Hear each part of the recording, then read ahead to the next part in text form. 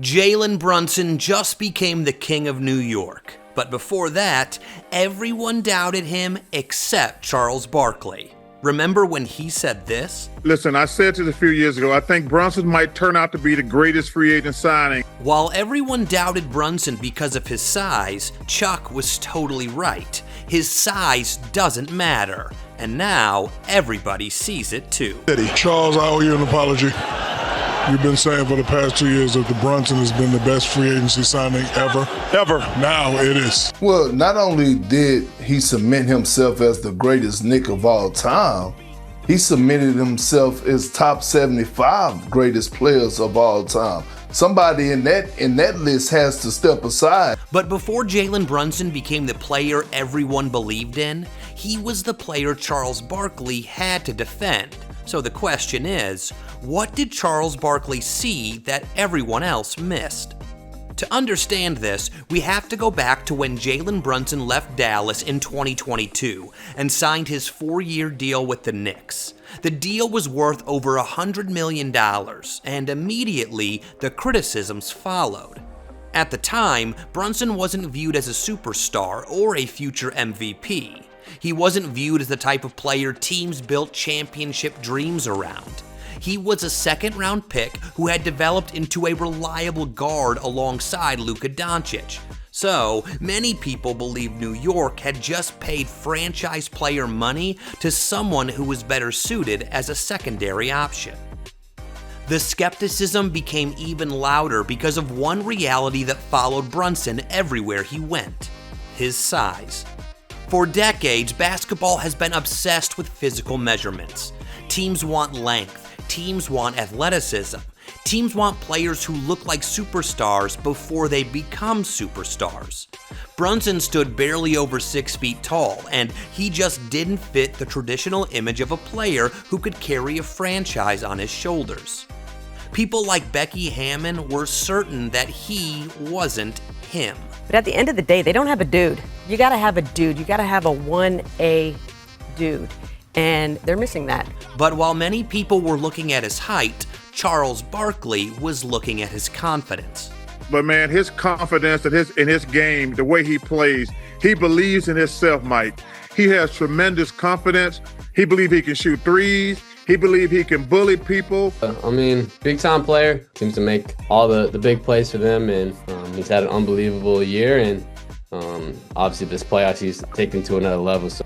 Barkley wasn't talking about potential. He was talking about someone who might not have the size we typically associate with winners, but had everything else.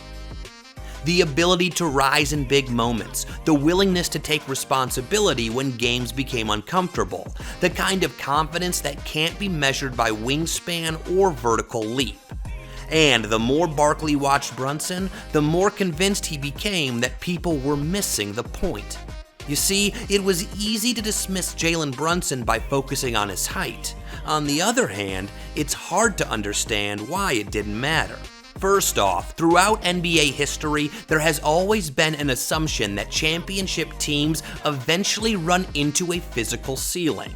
The idea was that, at some point, size takes over and smaller players get exposed. But Charles Barkley never bought into that argument. But Isaiah Thomas and Steph both won, I think, 6 championships. So a little guy can win a championship. What Barkley understood was that the players being compared weren't connected by size. They were connected by skill. Isaiah Thomas didn't win because he was small, and neither did Steph Curry. They won because they were so skilled that their size eventually became irrelevant. And Brunson was beginning to follow that same path. This was a guy that wasn't overwhelming defenders with athleticism, he was outthinking them. He manipulated angles, he controlled pace, he used footwork like a veteran boxer setting traps. Bigger defenders constantly found themselves backing up, reacting, and eventually surrendering space because Brunson had mastered the art of making opponents uncomfortable. And while the rest of the basketball world continued debating whether he could become a franchise player, the Knicks had already made their decision. And so did Jalen when he took a pay cut so the team could get him help. And when help arrived, New York immediately began climbing. And so, Barkley's confidence only grew stronger because the thing he valued most was becoming impossible to ignore. At that point, Chuck was already putting Jalen alongside names that others wouldn't dare.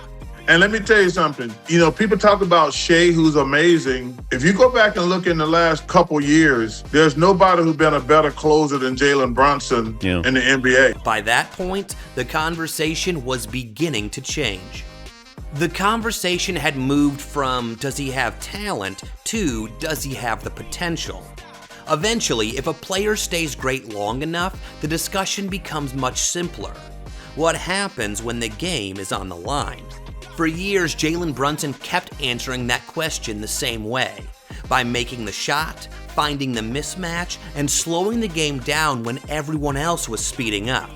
And as the pressure piled on and his responsibilities increased, Brunson only became better. What made it so remarkable wasn't just the scoring, but the fact that Brunson stayed consistent. Eventually, people couldn't deny it anymore. But it's about what he's been doing in these playoffs since he's put on the Knicks uniform. He has been one of the most clutch players that we've ever seen. The key word there is that phrase, since he's put on a Knicks uniform. Because this wasn't a single magical postseason. This became the defining characteristic of his entire Knicks career. Year after year, round after round, Brunson kept proving Charles Barkley right, until he took the Knicks somewhere nobody had seen them go in more than half a century. Listen, I said this a few years ago, I think Brunson might turn out to be the greatest free agent signing. I'm not talking about LeBron and Kevin Durant and guys like that, but I think Brunson, if he's able to deliver a championship to New York, it'll be the greatest free agent signing in NBA history. For years, Charles Barkley kept defending Jalen Brunson while the rest of the basketball world gradually caught up. The All-Star appearances helped, the All-NBA selections helped, and so did the playoff runs. But there was always one final requirement. Can he deliver a championship on the biggest stage? You see, when the Knicks entered the 2026 finals, Brunson wasn't trying to justify his contract anymore, or try to prove that he could be the face of a franchise. Those debates were already finished. But when Brunson took the Knicks to the final, no one thought it was possible for him to actually win the title. He was going up against a 7'4" alien who had just knocked out the favorites OKC. This was supposed to be his ceiling. He had already done enough. Nobody knew he was going to be this good. I didn't, you guys, nobody. No. When New York signed him, they didn't think he was going to be this good. He's turned them into a perennial contender. But Jalen Brunson wasn't about to repeat history and become another Brunson to lose in the finals to the Spurs. He was small, but he was going to conquer the giant in a league made for giants. And who would believe it? After 5 games, he did it. In fact, some might say it would have been a clean sweep if not for the presence of a particular man. Charles Barkley was totally right. His size doesn't matter because he just defeated a giant. And for Chuck, he's the greatest free agent signing in the history of the NBA. I said it's the greatest free agent signing in NBA history, but also he took so much criticism for guys when he took $100 million less so they could go out and get other players.